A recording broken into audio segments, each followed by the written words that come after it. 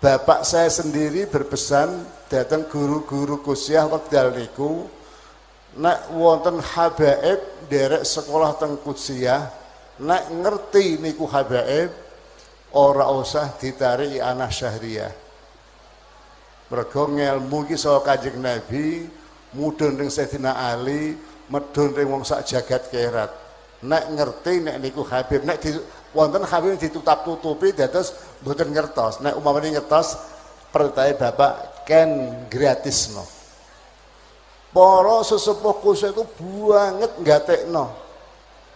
Dateng para cucu Nabi Muhammad sallallahu alaihi wasallam.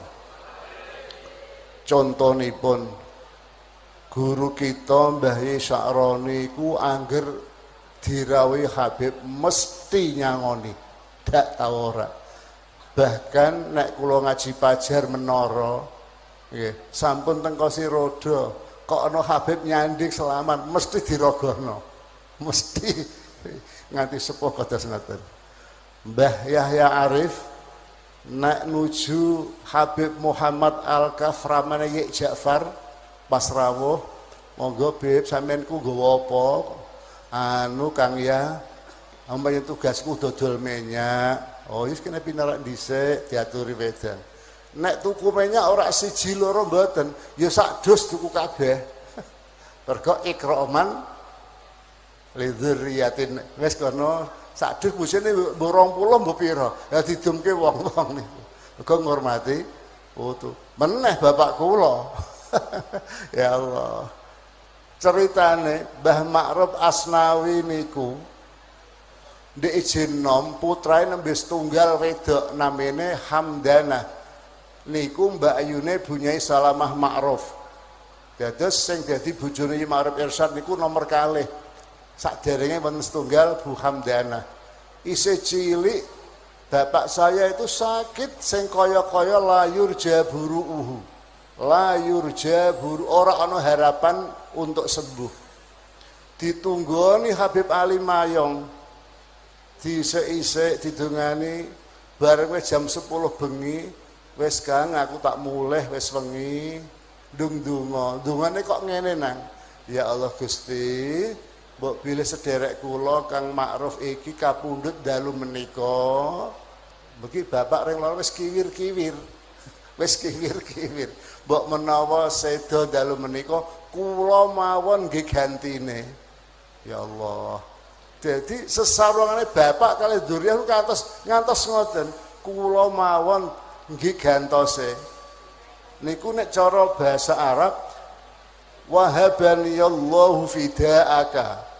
Wahabaniyallahu fidaaka. Muga-muga dadekake ni ing awakku Allah sapa Gusti Allah dadekake fidaaka ing tebusan kangge jenengan. Kula mawon nggih gentine Gusti.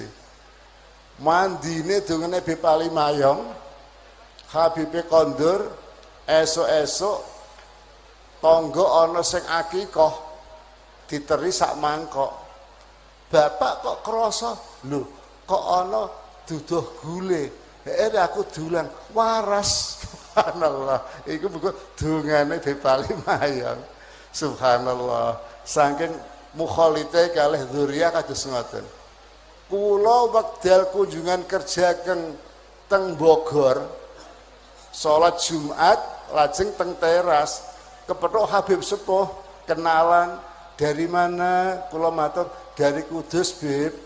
Takonan pertamane aneh nang, Kudus kenal dengan Mbah Ma'ruf sepuh. Lho kok aneh? Kok jenenge Mbah Ma'ruf kok tekan kene? Nggih Bib, kula niki walat. Subhanallah. Jadi bapak ring merjuangno anak-anak kudsiyah untuk kenal dan hormat para habaib niku sampai dikenal tekan Bogor. Inilah kita uri-uri. Rek kula wanti-wanti putra-putra, zaman akhir niki wonten kelompok Wahabi sing ape ngilangno jejak para habaib. Hujah mereka enak, aku rak ngandel nek iku ye. Ngandelku ngenteni nek wis dadi DNA. Mula usum DNA. IEJ Kanjeng Nabi yang DNA untuk disambungkan, Kanjeng Nabi wis sedo 1435 tahun re. Hijrahe 1445. Kanjeng Nabi tugas di Madinah 10 tahun, jadi 1430. Areng nyambung DNA piye? Ini trik-trik Wahabi untuk menghilangkan dzurriyyah dari muka bumi ini. Suwe-suwe mandung ini aku rak ngandel nek Basunan Kudus iku dzurriyyah, nek ana DNA-ne ya iku. Mulai iso DNA ku Basunan Kudus DNA. Suwe-suwe muni ngene. Aku rak ngandel nek Den Munim ki putune Mbak Asnawi. Engko nek di DNA aku ya ngandel. Mulai iso Mbak Asnawi 76 tahun. Ring DNA piye?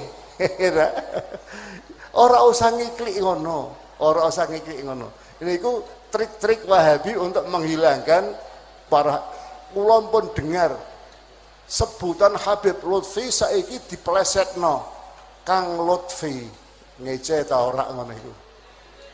Sebutan Habib Rizik wis diplesetno Kang Rizik. Kusiah aja melu-melu wong sing kiklik kaya ngono kuwi.